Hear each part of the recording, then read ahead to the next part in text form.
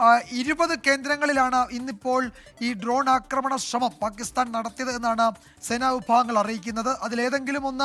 ഏതെങ്കിലും ഒരു സ്ഥലത്ത് നാശനഷ്ടം ഉണ്ടാക്കിയതായി വിവരമില്ല. പക്ഷേ ഇതിൻ്റെ പൊട്ടിത്തെറിച്ചതിൻ്റെ നിർവീര്യമാക്കിയതിൻ്റെ ഒക്കെ ചില ഭാഗങ്ങൾ ഈ പറയുന്ന ജനവാസ മേഖലകളിലും ഒക്കെ വീണ് ആളുകൾക്ക് പരിക്കേൽക്കുകയും ഒക്കെ ചെയ്തിട്ടുണ്ട്. അത്തരം സംഭവങ്ങൾ വരുന്നുണ്ട്.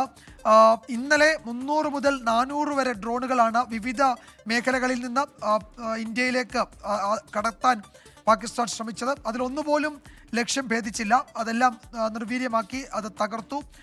ഇന്നും ഏതാണ്ട് സമാനമായ നീക്കം, അത്രത്തോളം എണ്ണമില്ലെങ്കിലും സമാനമായ നീക്കമാണ് നടത്തുന്നത്. അത് സൈനിക താവളങ്ങളെ തന്നെയാണ് കൂടുതൽ ലക്ഷ്യമിടുന്നത്. ആളുകളെ ഭയപ്പെടുത്താൻ ഈ ജനവാസ മേഖലയിലുള്ള ചില ശ്രമങ്ങൾ നടത്തിയിട്ടുണ്ട്. ഇന്നലത്തേതുപോലെ തന്നെ ഇന്നും വളരെ വിജയകരമായി തന്നെ സേന അത് തകർക്കുകയും അതിശക്തമായ തിരിച്ചടി നൽകുകയും ചെയ്യുന്നുണ്ട്.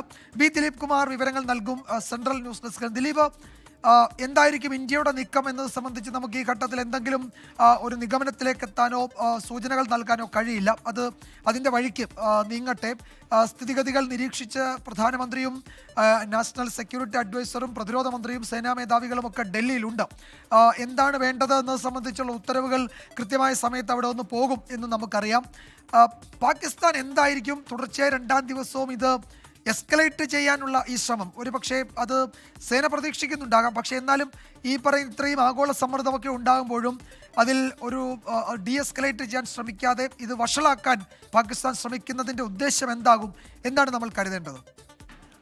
വിജയകുമാർ, പാകിസ്ഥാനെ സംബന്ധിച്ച് പാകിസ്ഥാനിൽ വലിയ ആഭ്യന്തര സംഘർഷമുണ്ട്. അവിടെ അവശ്യ സാധനങ്ങൾക്ക് വലിയ വിലക്കയറ്റമുണ്ട്. ബലൂച്ച് മേഖലയിൽ പാകിസ്ഥാൻ ഭരണകൂടത്തിനെതിരായ ജനകീയ പ്രക്ഷോഭവും ജനകീയ വികാരവുമുണ്ട്. ആ നിലയിലുള്ള വലിയ പ്രശ്നങ്ങൾ പാകിസ്ഥാനെ സംബന്ധിച്ച് നേരിടുന്നുണ്ട്. അതിനിടയിലാണ് ഈ പഹൽഗാം ഭീകരാക്രമണം പാകിസ്ഥാൻ ആസൂത്രണം ചെയ്യുന്നത്. ജമ്മു കശ്മീർ നേരത്തെ മുതൽ തന്നെ പാകിസ്ഥാൻ ഈ കശ്മീരിനെ മറയാക്കി പല ഭീകരാക്രമണങ്ങളും നടത്തിയിരുന്നു. ആ ജമ്മു കശ്മീർ ഇപ്പോൾ സമാധാനത്തിൻ്റെ പാതയിലേക്ക് തിരിച്ചു വരികയും അവിടെ ജനങ്ങളുടെ ജീവിതം സാധാരണ നിലയിലേക്ക് വരുന്നു. അവർ ടൂറിസം പോലുള്ള അവിടെ വിനോദസഞ്ചാരം വലിയൊരു വരുമാന മാർഗമായി മാറുന്നു. അങ്ങനെയൊക്കെയുള്ള ഒരു ഘട്ടത്തിൽ മാത്രമല്ല, ജമ്മു കാശ്മീർ നിയമസഭയിലേക്ക് നടന്ന തെരഞ്ഞെടുപ്പൊക്കെ സമാധാനപരമായി നടന്നു. ഇത്തരം ഒരു സാഹചര്യത്തിൽ പാകിസ്ഥാനെ സംബന്ധിച്ച് വലിയ അസ്വസ്ഥതയാണ് ഉണ്ടായിരുന്നത്. അതാണ് ഈ പഹൽഗാം ഭീകരാക്രമണത്തിലൂടെ വെളിവായതും. ഏതായാലും ഇന്ത്യ ഇപ്പോൾ തുടർന്നുകൊണ്ടിരിക്കുന്ന ഈ പ്രകോപനത്തിന് തക്ക മറുപടി നൽകുമെന്ന കാര്യത്തിൽ യാതൊരു സംശയവുമില്ല. നിർണായകമായ കൂടിക്കാഴ്ചകൾ ഇപ്പോൾ പ്രധാനമന്ത്രിയുടെ വസതിയിൽ നടക്കുകയാണ്. പ്രധാനമന്ത്രി നരേന്ദ്രമോദി, കേന്ദ്ര വിദേശകാര്യമന്ത്രി എസ് ജയശങ്കർ, വിദേശകാര്യ സെക്രട്ടറി വിക്രം മിശ്രി, ദേശീയ സുരക്ഷാ ഉപദേഷ്ടാവ് അജിത് ഡോവൽ എന്നിവർ ഈ കൂടിക്കാഴ്ചയിൽ പങ്കെടുക്കുന്നുണ്ട്. ഈ കൂടിക്കാഴ്ചയ്ക്ക് തൊട്ടു മുമ്പാണ് സേനാ മേധാവികളെ പ്രധാനമന്ത്രി കണ്ടത്.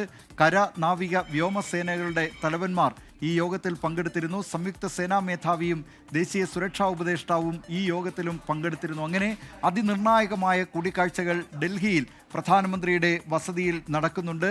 ഏതായാലും പാകിസ്ഥാൻ ഇപ്പോൾ നടത്തുന്ന ഈ ആക്രമണങ്ങൾക്ക് ഇങ്ങനെയുള്ള ആക്രമണം, ഈ ഡ്രോൺ ആക്രമണം ഉൾപ്പെടെയുള്ളവ പാകിസ്ഥാൻ നടത്തുമെന്നത് ഏതായാലും സൈന്യം നേരത്തെ തന്നെ ഇന്ത്യയുടെ വിവിധ സേനാ വിഭാഗങ്ങൾക്ക് നേരത്തെ തന്നെ വിവരം ലഭിച്ചിരുന്നതാണ്. അവർ അതനുസരിച്ചുള്ള പ്രതിരോധങ്ങൾ തീർക്കുന്നതിന് സജ്ജമാവുകയും ചെയ്തതാണ്. അല്ല ദിലീപ്, ഏതെങ്കിലും തരത്തിലുള്ള മധ്യസ്ഥ ശ്രമങ്ങളോട് പാകിസ്ഥാൻ അനുകൂലമായി പ്രതികരിക്കുന്നില്ല. ഇന്നലെ മാർക്കോ റൂബിയോ ഷഹബാസ് ഷെരീഫിനെ വിളിച്ചിട്ട് കാര്യങ്ങൾ പറഞ്ഞതാണ്, അതിനോട് സഹകരിക്കുന്നില്ല.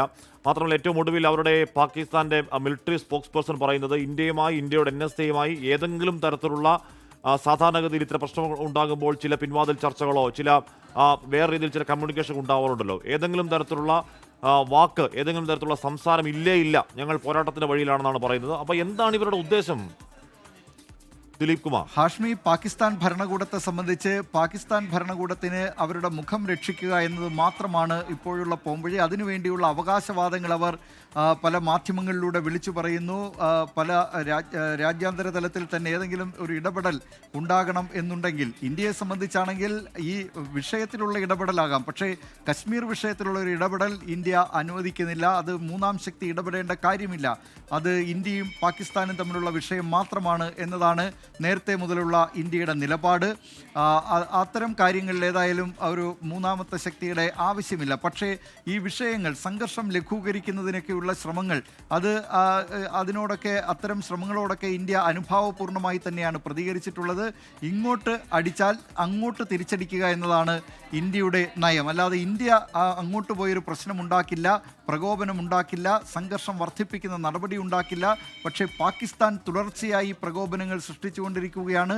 പാകിസ്ഥാൻ തുടർച്ചയായി തിരിച്ചടികൾ നേരിട്ടുകൊണ്ടിരിക്കുകയാണ്. ഇന്നും രാത്രിയിൽ പാകിസ്ഥാനി ആക്രമണങ്ങൾ തുടങ്ങിയിരിക്കുന്നു. ഇതിന് ശക്തമായ തിരിച്ചടി ഇന്ത്യയുടെ ഭാഗത്ത് നിന്ന് ഉണ്ടാകും എന്ന കാര്യം ഉറപ്പാണ്. അവർ ഇപ്പോഴും യാത്രാ വിമാനങ്ങൾക്കായി അവരുടെ ആകാശപാത തുറന്നിട്ട് കൊടുത്തിരിക്കുന്നു. എത്ര നിരുത്തരവാദപരമായാണ് ഒരു രാഷ്ട്രം അവിടുത്തെ പൗരന്മാരോട് പെരുമാറുന്നത്, അവരെ എങ്ങനെയാണ് കാണുന്നത് എന്നതിൻ്റെ ഉദാഹരണമാണ് ഈ യാത്രാ വിമാനങ്ങൾക്ക്. സംഘർഷ മേഖലയ്ക്ക് തൊട്ടരികെ ഇന്ത്യയുടെ അതിർത്തിയിൽ നിന്ന്, വാഗാ അതിർത്തിയിൽ നിന്ന് വെറും 23 കിലോമീറ്റർ അകലെ മാത്രമാണ് ഈ ലാഹോർ വിമാനത്താവളം. അത്ര അടുത്തുള്ള ഈ ലാഹോർ വിമാനത്താവളം യാത്രക്കാർക്കായി തുറന്നിട്ടിരിക്കുക. ഇന്ത്യയെ സംബന്ധിച്ചാണെങ്കിൽ ഇന്ത്യയിലെ പൗരന്മാരുടെ ജീവനാണ് മുഖ്യം എന്നുള്ളത് കൊണ്ട് തന്നെ ഇന്ത്യൻ പൗരന്മാരുടെ ജീവൻ നഷ്ടപ്പെടുന്ന ഒന്നും അത്തരം കാര്യങ്ങളിലേക്ക് ഇന്ത്യ അതിന് അനുവദിക്കില്ല എന്നുള്ളത് കൊണ്ട് നേരത്തെ തന്നെ ഇന്ത്യ മുൻകരുതൽ എടുത്തിരുന്നു. അതിർത്തി പ്രദേശത്തുള്ള വിമാനത്താവളങ്ങൾ അടച്ചു.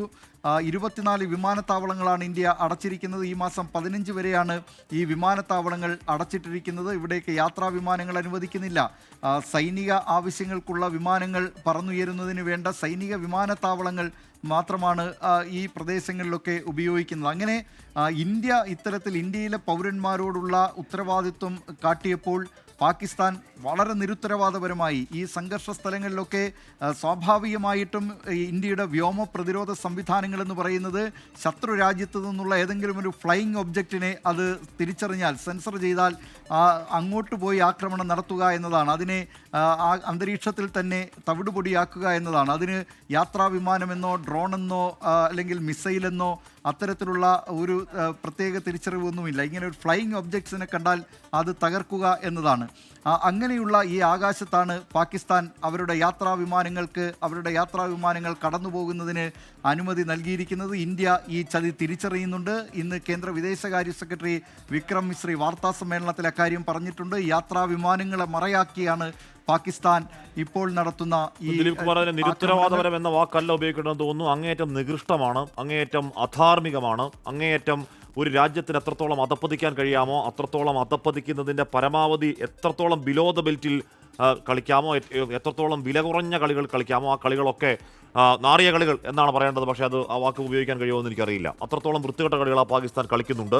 ജമ്മു കാശ്മീരിൽ ജമ്മു, സാംബ, അവന്തിപ്പോര, ഉധംപൂർ എന്നീ മേഖലകളിൽ ഇപ്പോൾ അറ്റാക്ക് നടന്നുകൊണ്ട് എന്ന് പറഞ്ഞാൽ ഡ്രോൺ ആക്രമണ ശ്രമങ്ങൾ നടക്കുന്നു. പഞ്ചാബിലാവട്ടെ അത് പത്താൻകോട്ട്, ഫിറോസ്പൂർ, അമൃത്സർ, ബത്തിന്ദ എന്ന സ്ഥലങ്ങളിലാണ്.